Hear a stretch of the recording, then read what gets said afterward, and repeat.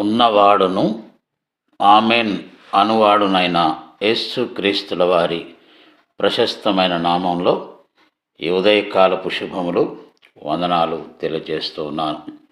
దేవుని వాక్యాన్ని చదువుకుందామండి. జ్ఞాని సొలొమోను గారు రాసిన సామెతల గ్రంథం 10వ అధ్యాయము 27వ వచనం. యెహోవాయందు భయభక్తులు కలిగి ఉండుట దీర్ఘాయువునకు కారణము. భక్తిహీనుల ఆయుస్సు తక్కువై పోవును. క్రీస్తునందు ప్రియ సహోదరి సహోదరులారా, ఈ నూతన సంవత్సరంలో మనందరం కూడా దీర్ఘాయుష్మంతులు కావాలని గత 2-3 దినముల నుంచి కూడా మనం దీర్ఘాయుష్మంతులం అవుతామనే విషయాన్ని పరిశీలన చేస్తూ వస్తున్నాం. ఈరోజు మరొక వాక్యం కూడా అదే విషయాన్ని నొక్కి వక్కానిస్తున్నట్లుగా మనం చూస్తుంటున్నాం.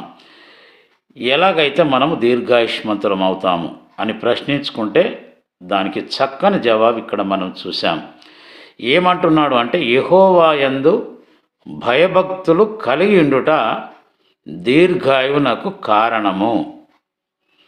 యెహోవాయందు భయభక్తులు కలిగినటువంటి వ్యక్తి మొదటగా చేసే పని ఏంటంటే, దేవుని యొక్క ఆజ్ఞలన్నిటినీ పాటిస్తాడు.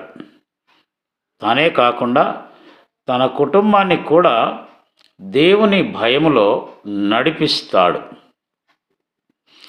రెండవది, ఎలాంటి పాపమునకు చోటు ఇవ్వకుండా ఆ వ్యక్తి జీవిస్తాడు.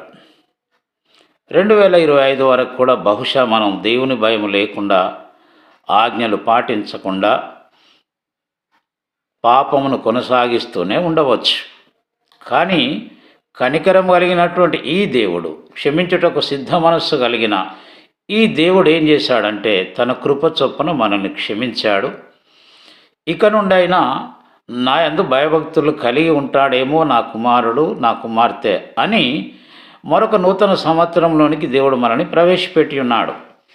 కాబట్టి మనం తీసుకోవాల్సిన నిర్ణయం ఏంటంటే, ఏ విధము చేతనైనను ఈ సంవత్సరం నుంచి నేను దేవుని యందు భయభక్తులు కలిగి జీవిస్తాను, దీర్ఘాయుష్మంతుల లిస్టులో నేను కూడా ఉంటాను అని తీర్మానం చేసుకుంటే నిజంగా ఆయన దీర్ఘాయుష్మంతులుగా చేస్తాడు. భక్తిహీనుల ఆయుష్ తక్కువైపోతుంది. కాబట్టి మనం భక్తిహీనులముగా కాకుండా దైవ భయం కలిగిన వారముగా ముందు కొనసాగుదాం. అట్టి కృప పరిశుద్ధాత్మ దేవుడు మనకు దయచేయునుగాక. అందరికీ వందనాలు.